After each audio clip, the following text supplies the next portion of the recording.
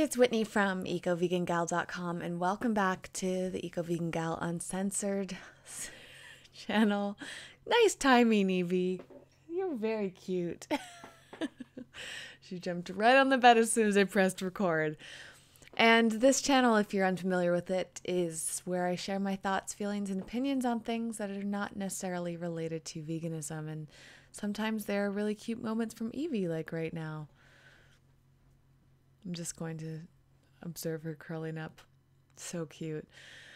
Well, it's actually going to be one of the first times in a while that I got a video out on a reasonable time on a Sunday. It is, to me, still Saturday night, but it's about 2 a.m. Sunday morning.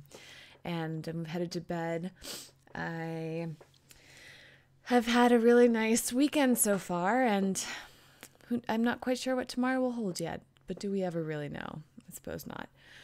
I was thinking about what I want to do for this weekend's video. And I like to draw inspiration from my own life and feelings, experiences, and all of that. I do really love it when people send in questions or topics for me to discuss, like I did last weekend. But I don't have any right now that I felt that were really calling to me. I need to get a little bit more organized with them because there might be a few more pending. But that'll come in time. For today, what I wanted to talk about was a few different things that I was thinking about in the way that we live our lives these days socially. That's such a huge topic on my mind a lot because of the work that I do and the fact that I'm constantly communicating with people. I'm constantly talking to people, meeting new people, chatting with strangers, making new friends online. I mean, it's so much communication, and if you've been following this channel for a while, you know that that can sometimes feel overwhelming to me, although I find all sorts of different ways to handle that and balance that emotionally. What I started thinking about for this video tonight was my experience of going through Facebook earlier. I like to go on my Eco Vegan Gal Facebook page and scroll through my news feed there, because it's unlike my personal page that's really full of all these like personal stories. My Eco Vegan Gal news feed is full of kind of more business related, vegan related, eco and health related topics that I like to share. So I go through that feed looking for inspiration, and sometimes I stumble upon pages of people that I really admire, and there are times when it feels really inspiring, but many times when I see their work, I feel kind of, I guess envious is really the best word to put in there, because I was going to say I don't feel something else, but now it's slipped my mind. I will see these kind of posts that they're sharing, and it'll be one of two things. It's either them celebrating something a great, like a big career achievement of theirs, or I'll happen to look and see how many likes and comments they get, and if it's more than my usual average, I will often feel like, oh, I wish I was at that stage of my career, and I'll feel this sense of envy and all of that. And I experienced that a few times on Facebook. I got kind of annoyed, so I stepped away from my computer because it wasn't feeling like a healthy practice for me. And immediately after that, I was organizing my home a little bit, and through doing so, I was putting away a bunch of gifts that I just received, and I stopped myself and I thought, wow, I'm putting away in my cabinets and on my shelves all of these really thoughtful things that some people had given me, or I had received at an event or something this past week, and I thought, I really need to be more grateful. And that amazing opportunity to look at two different emotions of just a few minutes beforehand, feeling this envy that somebody had something more than me, and then a few minutes later, feeling so grateful and just stepping back to observe my life and all the things I have to be grateful for, and also how far I've come. And it's challenging because you might not be in the exact same situation as me, but I think we can all relate to this idea of using social media as a way to kind of evaluate our lives based on what other people are doing. And it can be a good thing, and it can also be kind of a negative and detrimental thing. I think it's just human nature, or we've always kind of been like that. I mean, my whole life, I feel like I've measured myself based on other people, and usually it's not really a good thing. Usually it takes so much focus away from our own accomplishments and the things that we're doing with our lives and the things that make us great people if we focus so much on what other people are doing. If we think that we need to look like them or act like them or talk like them or achieve the same things as them or be a similar point in our lives by the same age, and if we're not, then we're not as good, and all of these different things, these measuring sticks that we use in our lives. And it can just feel so overwhelming because ultimately we're all so different. We're all on slightly different paths, and we just can't compare ourselves to other people. For me, I work so hard, and I focus so much more sometimes on other people who might seem like they're working harder or accomplishing more. And when I see like that someone's younger than me and accomplished more than me, I feel like a tiny bit of, like I'm not doing that well if I'm not there, or I'm already this old and they've achieved so much more at their age.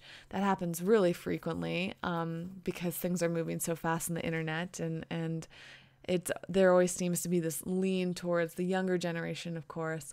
Or I don't know, I can go on and on with examples of those moments where I'm just measuring myself to other people. But it's funny because I can't really feel, ultimately, none of us can truly compare ourselves to other people because they are just so different. I mean, there are all these minute things in our lives that impact what happens, And it's just so funny, though, that we make this habit of comparing ourselves to other people. And that's so much of social media is just seeing what other people are doing. And I feel like it can cause a lot of depression and anxiety and lack of self-worth among us. So I think it's really important that we keep ourselves in check.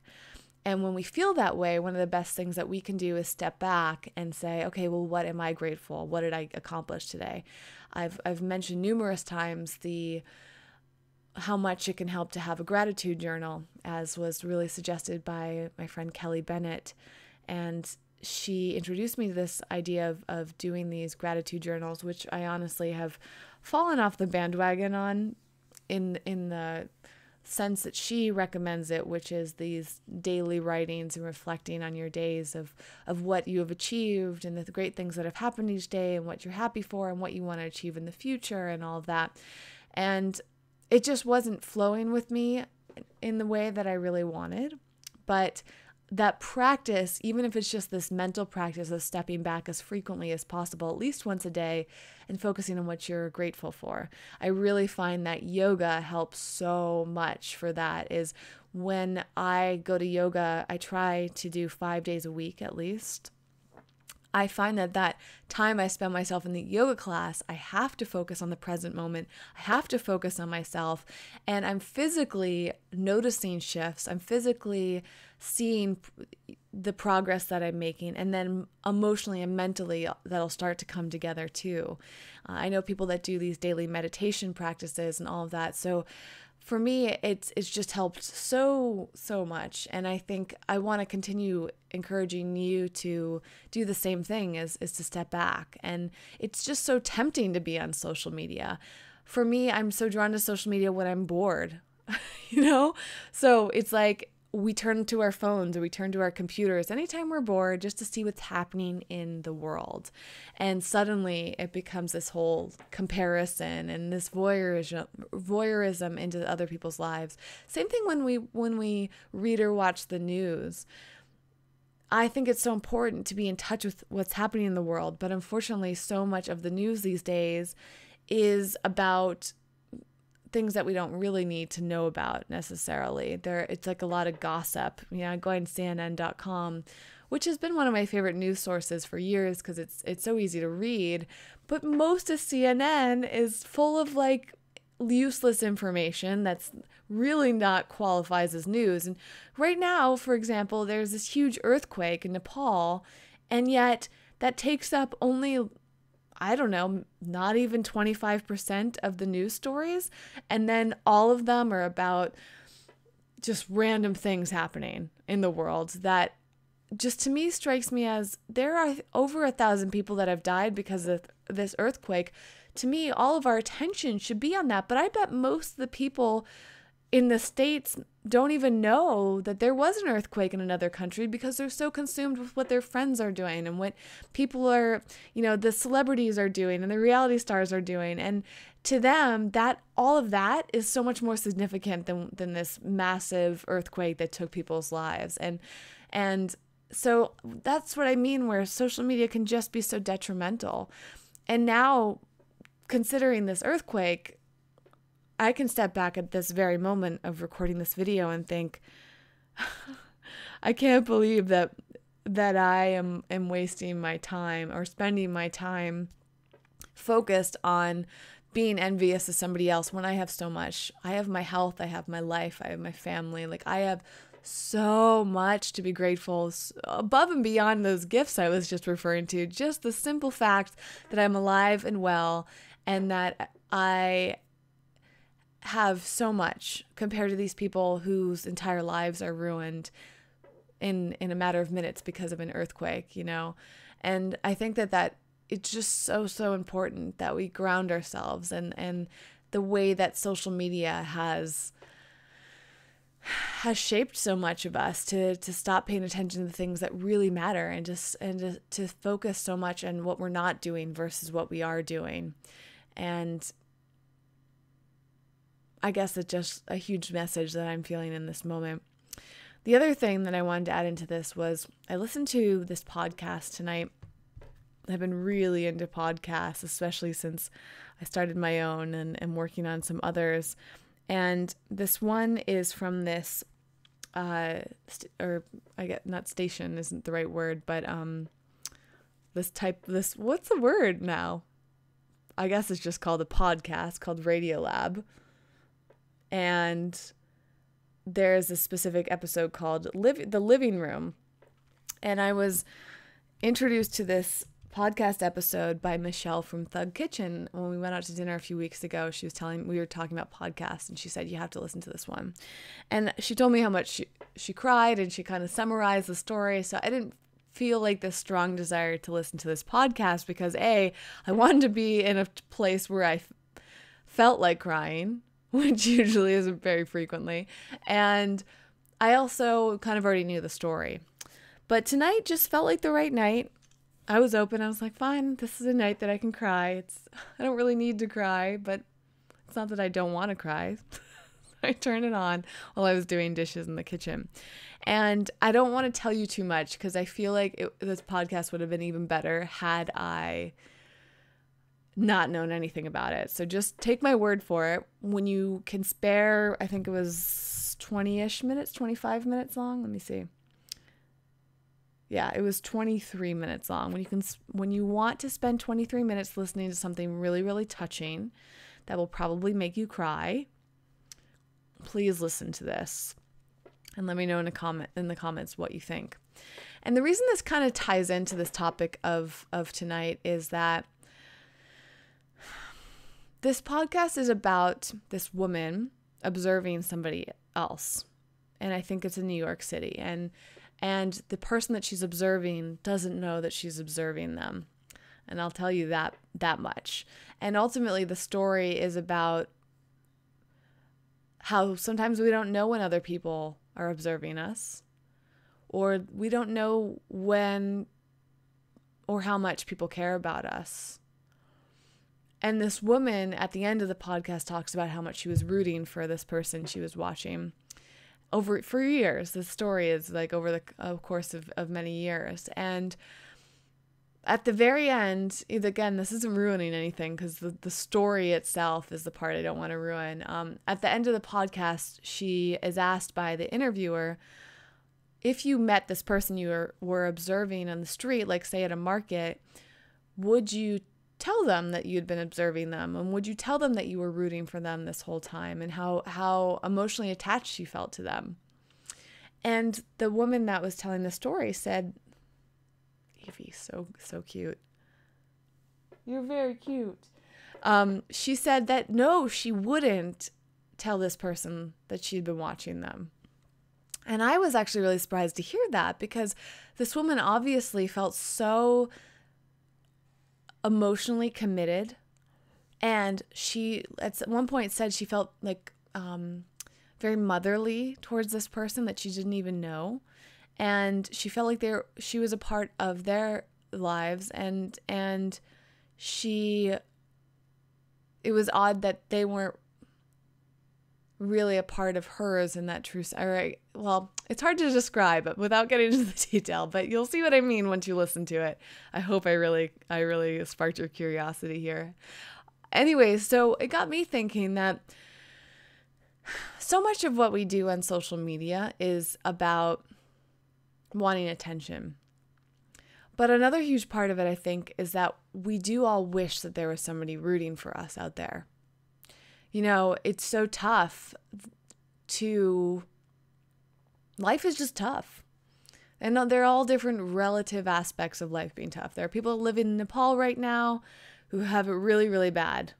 And there are people in all parts of the world that have it really, really bad. And relatively, perhaps, you know, being upset that somebody's more successful than you seems like not a big deal, but for us relatively, or for me specifically, right, in my instance, that emotional feeling that I have sometimes that leads to like a depressed feeling, for me, that's a big deal.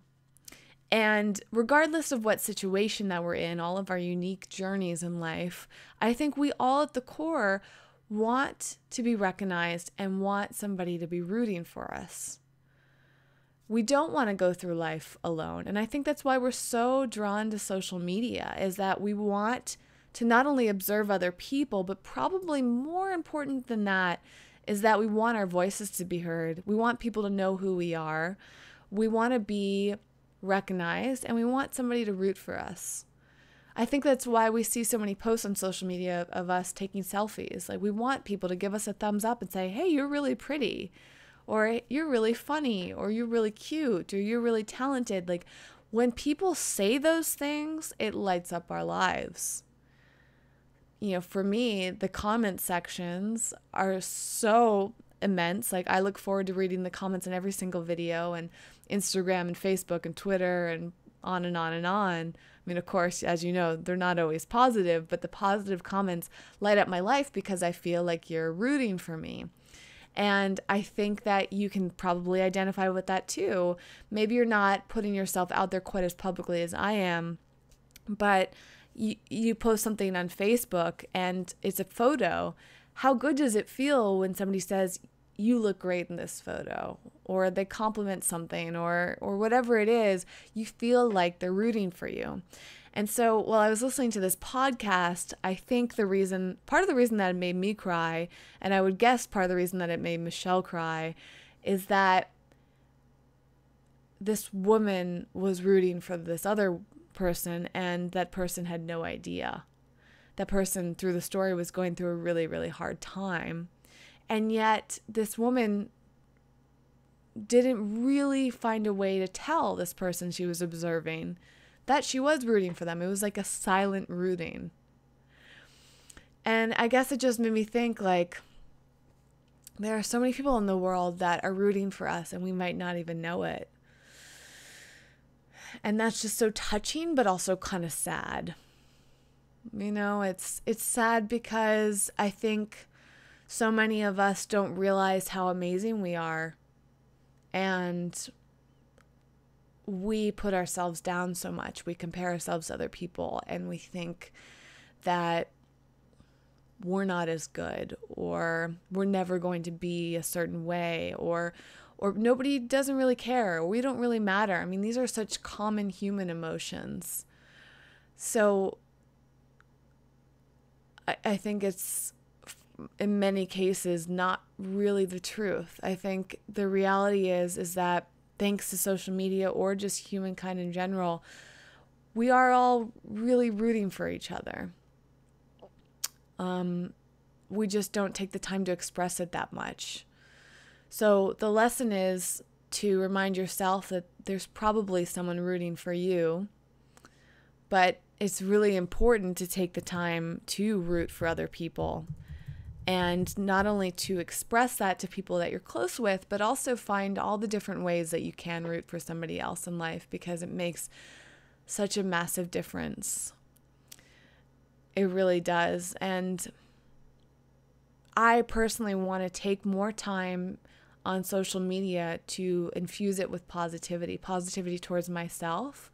So when I'm going through social media, to focus on feeling good as opposed to comparing myself from other people, not focus on that so much, not allow myself to compare myself, right? Because that's not rooting for myself if I'm doing that.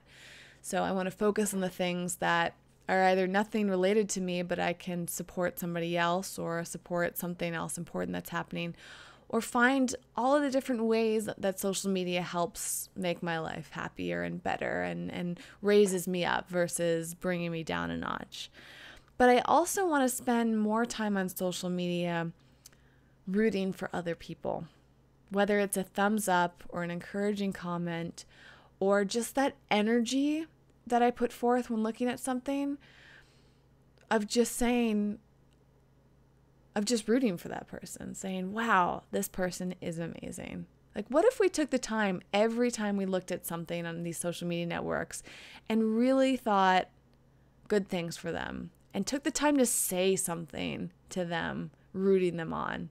We probably wouldn't be able to consume quite as much media. You know, on Instagram, where you're just flicking through all your photos, I mean, how many of them do you stop and like or comment on? Most people don't really. And same thing with YouTube videos. You know, you'll watch a ton of YouTube videos and many of which you won't comment on. And then Facebook and Twitter and all these different places. I think so many of us just are so busy consuming information. We want to consume as much as possible. But if we really put so much more intention into what we're doing and rooted for other people and focus on positive things and cut out the negative, our social media experience and the way that everybody would feel as a result would be so much greater. Just taking that time, I think, would make such a massive difference. And I feel so passionate about making social media a positive place. I guess that's where this all comes from, because I see what it's like to have negative experiences on social media. And none of my experiences have really been that horrible, but they've still hurt. So I can't imagine how much they hurt when they are really horrible. And I also recognize how much it matters to be rooted for. And that reminds me to just take the time to acknowledge other people, to thank them, to send them love, to help raise them up. Well, I really hope that you listen to the podcast, because there's so many different things that I could say about that. It's really a touching one. And, you know, it's interesting. Michelle was describing it to me and she said she was sobbing. And I was like, oh, great. I mean, I don't mind sobbing that much, but you have to be in the right place for that. Sometimes I want to be sad. Like, I need to kind of cleanse myself. And I just haven't needed that, which is a good thing. But I didn't cry quite as much as I thought, maybe because I was trying to hold back. So I'm just trying to give you an idea of, you might be somewhere between like a few little tears to like sobbing. It depends where you are and what you need at that time. And maybe you'll cry more because you have no idea what the story is about.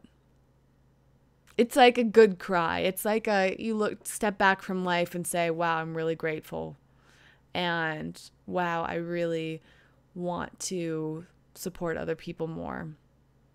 There's just so many lessons of that in this podcast. So I really hope that you listen and then give me your feedback and any other feedback you have on this topic here. I felt like it wasn't quite as concise and clear, but I didn't have a super clear and concise message to get across tonight.